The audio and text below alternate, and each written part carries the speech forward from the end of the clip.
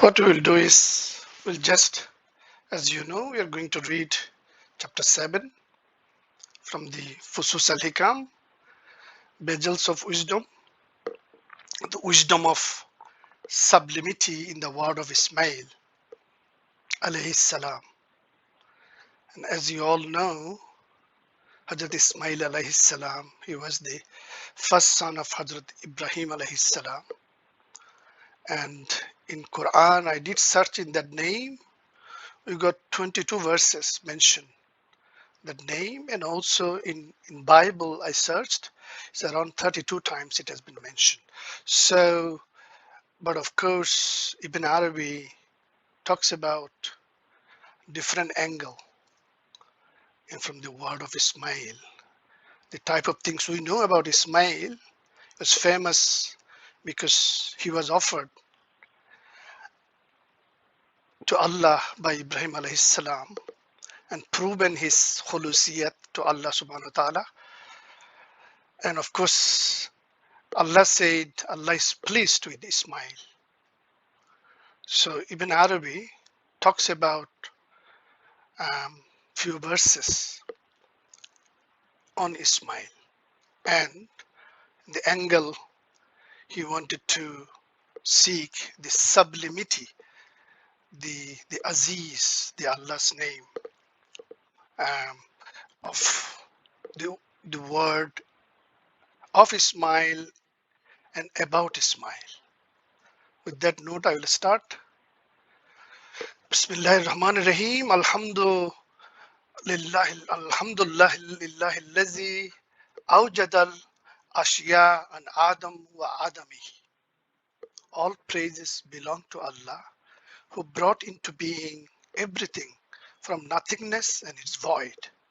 This is the first line Ibn Arabi wrote in his book, which is 10,000 pages of manuscript, Futuhat al-Makkiyah. First line, Alhamdulillah allazi awjad al-ashya an Adam wa Adamihi. So we are praising to Allah who created everything from nothingness.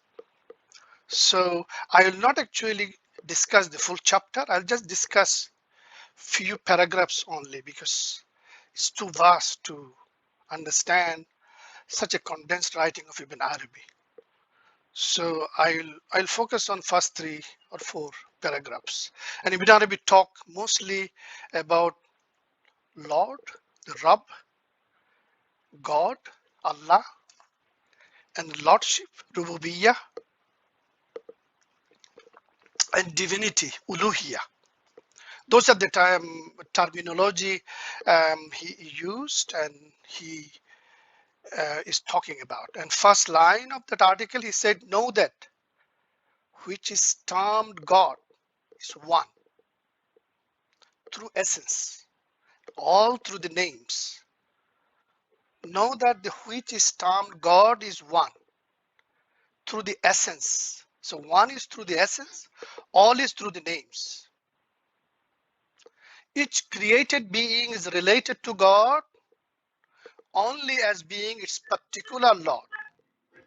Each created being is related to God only as being its particular Lord, since its relationship to God as the all is impossible. So that is the first line he.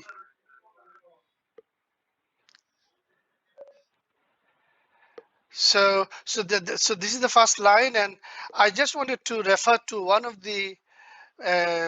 one of the verse which actually header of Ibn Arabi Society London, and that is taken from chapter 372 of Meccan Illumination, Futuhat al-Makkiyah, and about God it says, Ibn Arabi says, it is He who shows Himself in every face, who is looked for in every sign, gazed upon by every eye, worship in every object of worship, pursued in the world of seen and unseen. Not a single one of its creatures can fail to find him in its primordial and original nature. So this is the God who has been of course, mentioned by Ibn Arabi in those terms. And I just wanted to now move into this lordship and rububiyyah, the rububiyyah and also the Lord. So I will be mentioning few verses. One of the verses, Surah Al-Fajr, which most of us know. Ibn Arabi, Allah Subhanahu wa Taala saying to um, every soul which achieved the station of mutmainna, ya ayyutuha nafsul mutmainna, irji ila rabbik radiyatan mardiya. So Ibn Arabi focused on this word mardiya, and also this particular verse, which is in Surah Taha, I think I mentioned it there, um, in number 2, which is Surah Maryam actually. وَكَانَ يَأْمُرُ أَهْلُهُ بِالصَّلَوَاتِ وَالزَّكَاةِ وَكَانَ عِنْدَ رَبِّهِ مَرْضِيًّا. And this is Allah subhanahu wa ta'ala talking about Hazrat Ismail alayhi salam. And over there also he said, وَكَانَ عِنْدَ رَبِّهِ مَرْضِيًّا. Allah is pleased with him. Is Allah is pleased with Hazrat Ismail alayhi salam. And this is Ibn Arabi says, blessed is the one with whom his Lord is pleased.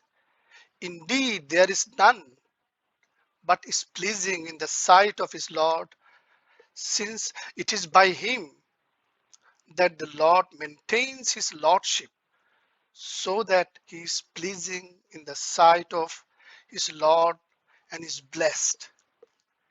And in this line, Ibn Arabi is saying that the blessed is the one whom his Lord is pleased with. So Ibn Arabi is saying, if Allah is pleased with you, you are blessed. And he is also explaining the reason you are blessed, because there is none but is pleasing in the sight of his Lord.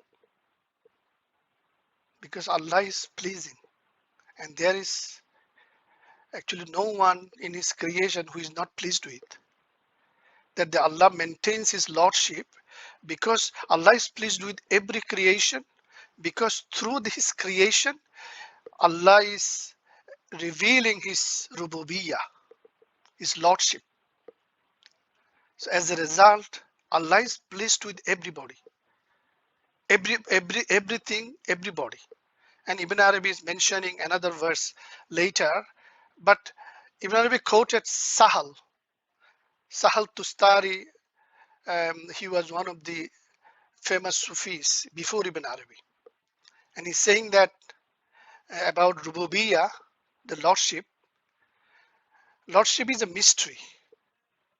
That mystery being you means all human being, which means every being, and were it to cease, the Lordship would cease.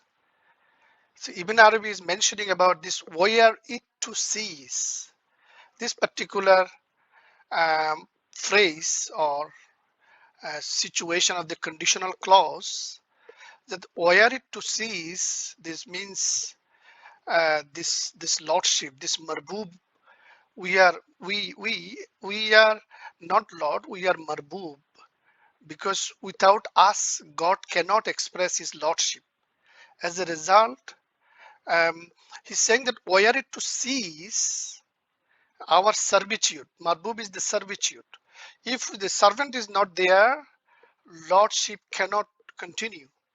So our servitude will continue, our beingness, every being, the ujudiya, every beingness will continue. As a result, God's lordship will continue, because our beingness, our ruh will continue, so that lordship can continue. And then of course Ibn Arabi mentioned, um, if it's paragraph 3 on the page number 106, we are reading. He mentioned about this verse, uh, Surah Taha 2050. This is the dialogue between Moses and Pharaoh. Pharaoh. And Moses was saying, Rabbuna lazi ata kulla shayin khalakahu thumma hada. And this is a very important verse. Ibn Arabi used in many places. And of course, in this particular paragraph, he is using it. The reason he is using it, of course, the meaning is our sustainer is he who gives unto everything its true nature and form, and thereupon guides it. So, um, of course, as you know, through us, Allah has manifested His Rububiyyat. So, through Pharaoh also Allah expressed His Rububiyyat, right?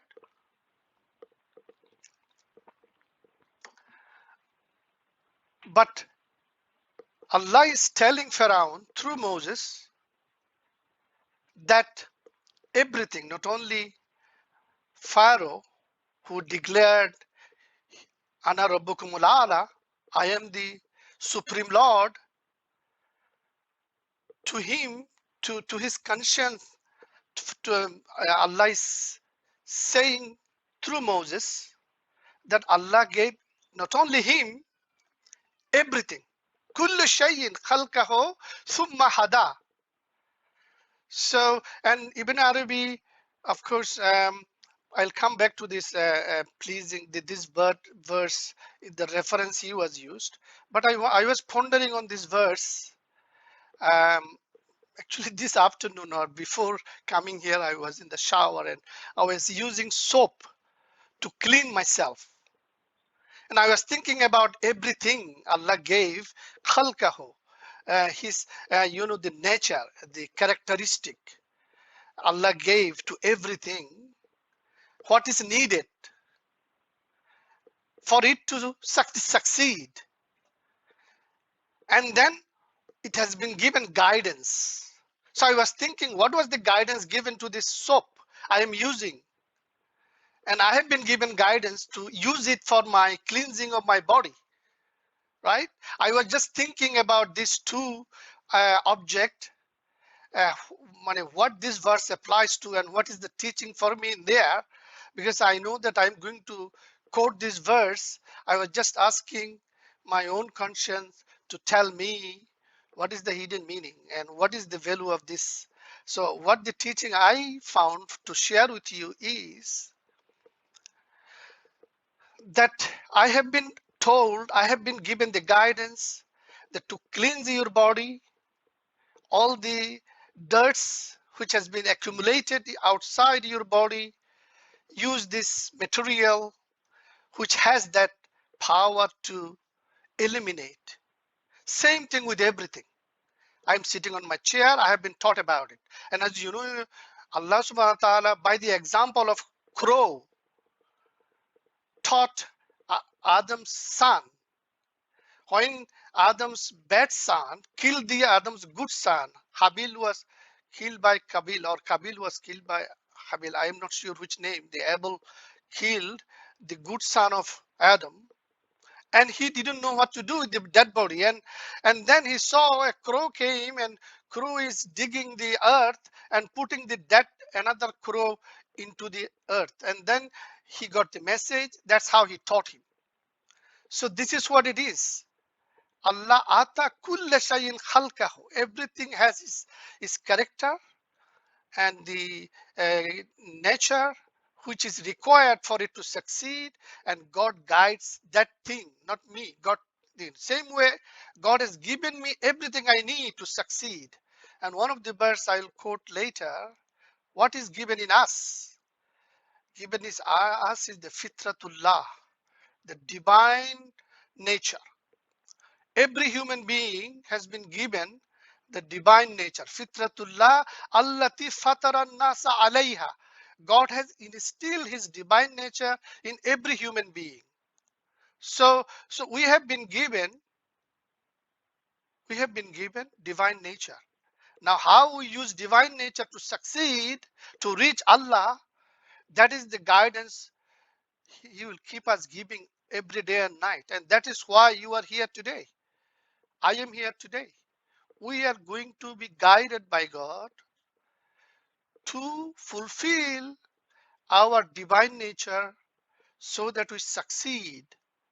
And as you know, one of the success criteria, Allah subhanahu wa ta'ala saying in his kalam, in his mehkam, in his book of guidance, is وَمَا خَلَقْتُ الْجِنَّ وَالْإِنسَ إِلَّا لِيَعْبُدُونَ. That ubudiyah. I never created jinn and insan unless they do ubudiyah, which is so that Allah's lordship can, of course, manifest, because Allah has many names and that name has to manifest through us. If we do not accept the ubudiyah and behave like an abd, then of course we are denying Allah's lordship. So Allah, that's why there is a explanation I have quoted here by Eric Winkle, and I have attached the video and the article reference at the slide. I'll share this 3-page slide to everyone who is participating here. So I put there the reference, this particular article. I suggest you read that article because that article has um, the more explanation of this verse. Ibn Arabi is saying that uh, most neglected issue we all human have is that this world is perfect. There is not in all possible worlds any more wondrously original than this world. This is what Ibn Arabi is saying. There is not in all possible worlds any more wondrously original than this world. This may also be expressed as this is the most perfect of all perfect worlds. This is the most perfectly complete of all the worlds.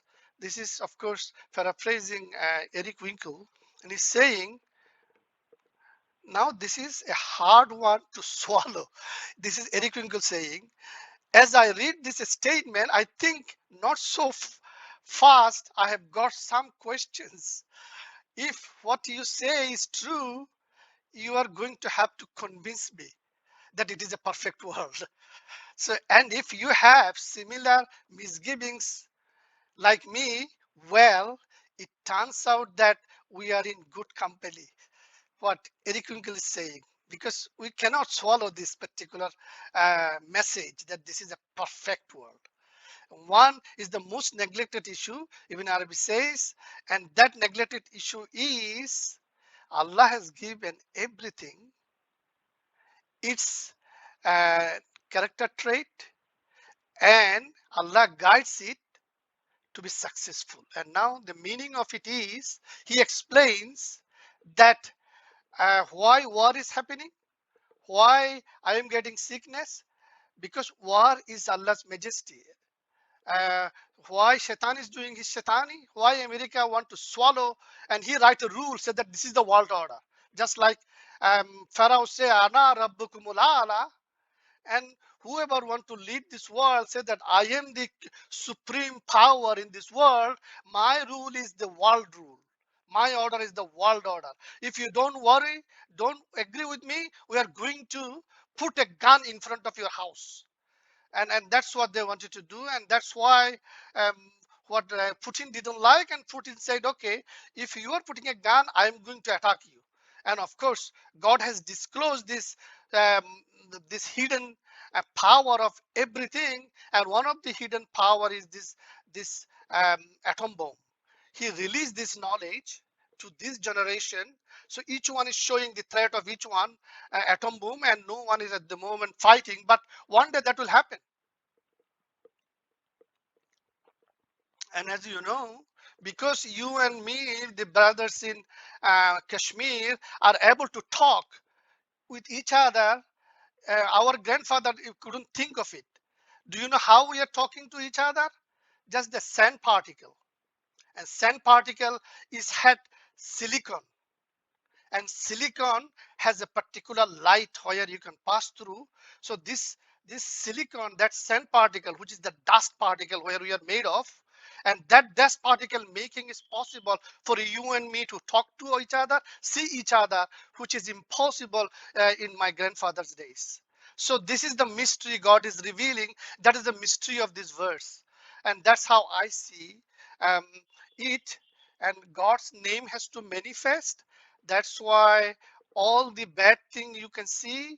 And of course, Ibn Arabi's message is of, yeah, I'll come back to it the later part of my slide, where I'll quote more about Ibn Arabi saying how God's names are manifested in us, because God has said those things in various hadith Qudsi through prophet as well.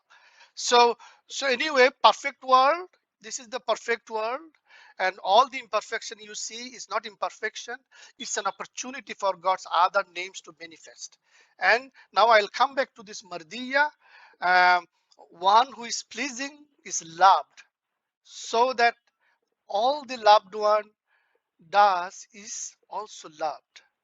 Indeed, all is pleasing, since the individual being itself does not act, but its Lord in it.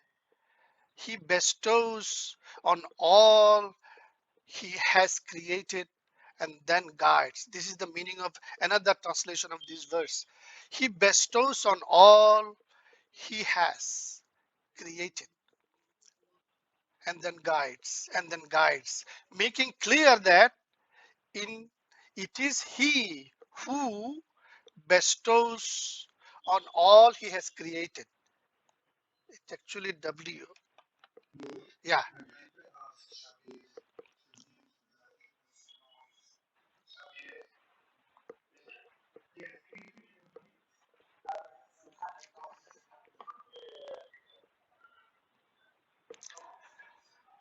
Okay, no, I have 5 more minutes. I'll be quitting soon. Um, so I know I'm going over the time. Just put up with me for a few more minutes. So this is what he's saying, that Allah was pleased with Ismail alayhi salam, because Ibn Arabi is explaining this in his third paragraph. One who is pleasing is loved, so that all the loved one does is also loved. So yeah, I also pointed out on this one. What does this mean? It means if you see a pleasing face, and you may fall in love with that face. If something is pleasing to you, you start loving it. And if this pleasing face, if you start loving that face, that person, everything that person does will also be sweeter to you, to love to you. So if your loved one does something, you love his actions as well. So that's how I'm seeing. So this is what Ibn Arabi is saying, that Allah loves everything what Ismail was doing. And it's even Ibn Arabi going further. He's saying that not only Allah loves Ismail alayhi salam, Allah loves everything and everyone he created. And of course, he explained the reason in the previous paragraph, but here he's explaining that Allah said in his kalam that he bestows on all he has created and then guides them, so that Allah can love you. And once you love Allah, once you start doing the things he loves, then he has this paradise ready for you. And of course, here Ibn Arabi is saying that paradise is nothing but yourself, which is hiding his mystery. And that is in the page 108, where Ibn Arabi says, when you enter into his paradise, you enter into yourself. So that yourself is what is God's rububiyah, and that is through which God expresses lordship. So now the second verse I wanted to briefly refer to was Fitratullah allati fatara nasa alayha. We all has that fitra. We just have to culture it, nourish it. And with this way, Ibn Arabi explained here, Ismail was well pleasing to his Lord because he had come to know what he had mentioned. Just as every created being is well pleasing, it does not follow, however, that because a created being is well pleasing to his Lord, he is equally so to the Lord of some other servant, since he has his lordship from a source embracing many, not only one. Thus, from the totality of divine aspects, each being is assigned one particularly suited it to be its Lord. This Lord is assigned from the God in his names, not from God in his unity. So we all have the God Lordship. Just like the soap, I was this Lord of the soap. I asked it to clean me, it cleaned me. I was the Lord of my horse, though I use um, the horse and horse were serving me. And Allah is subhanahu wa ta'ala, that's why saying, touching everything, doing everything, say Bismillah in the name of Allah, because everything is made subservient to us, so that we make our life pleasant. And Ibn Arabi, of course, called this dunya garden of mercy. So this is a garden of mercy where we has been sent, and of course, in this mercy, of course, Allah sent Prophet Muhammad Islam as a merciful, and also Allah says, and this is the of course his throne where the merciful is sitting on it. And one of the key thing I wanted to refer to is this hadith Qudsi, where by this fitratullah we are already have a divine nature, and Allah is giving also, saying that, here in that particular paragraph is saying that God is pleased with me and I will be pleased with God, but the God I am pleased with, or my God, is not same as your God. My Lord is not same as your Lord. Looks like, as you see from this, everyone has their own Lord. Okay, and this is one of the hadith Qudsi where it's saying ana and the zanne abdi bi. This is the hadith which is of course in Bukhari, Muslim, all the Sahih hadith. Here is saying that I am as my servant expects of me, or expects me to be, or I conform to my servant's assumptions. So if you think God is merciful, yes, God is merciful. If you think God is a friend, yes, God is a friend. But if you think God is waiting for you with a stick to hit you as soon as you do anything disobedience, yes, is waiting for you to do a bad thing and then smash you with it. So this is what it is. And this is why I actually quoting this particular quotation, which is compiled by actually an Indonesian scholar. His name is Anka Arifka. I mentioned in his channel YouTube, he called Perennial Wisdom. I sent a link here. He explains Rob and Marbub and God more detail if you want to know about it. And I just read this one. With that, I'll finish my discussions. One person has the state of illness. He calls out, "Oh, cure giver, oh healer." Another is hungry and calls out, "Oh, provider." Still another is drowning and calls out, "Oh, helper."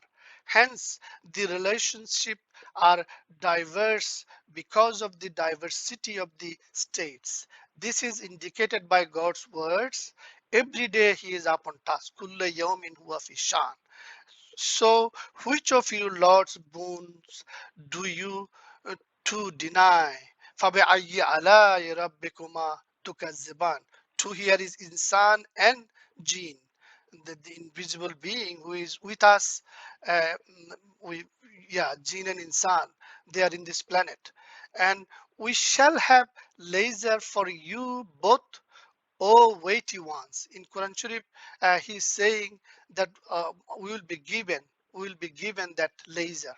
It is also indicated by the Prophet's words while describing his Lord with the scale of his hand. He's waiting with a scale. He lets down and lifts up.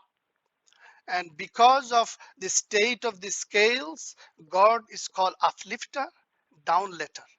So, and also basit, and then of course qabit, or contractor, expander. And in the same way, these various relationships become manifest in the diversity of the states of the creatures. So that is the thing. When you are asking for help, that at that time, Lord, you Lord become helper. So that is the explanation of those multiple lordship and God's various conformity when his servant um, call him in those names. So, and that's what Ibn Arabi is saying. This world is made for.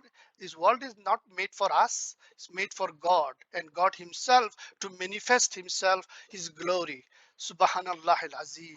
Wa akhiru dawana anil hamdulillahi rabbil alamin. Assalamu alaikum wa rahmatullah.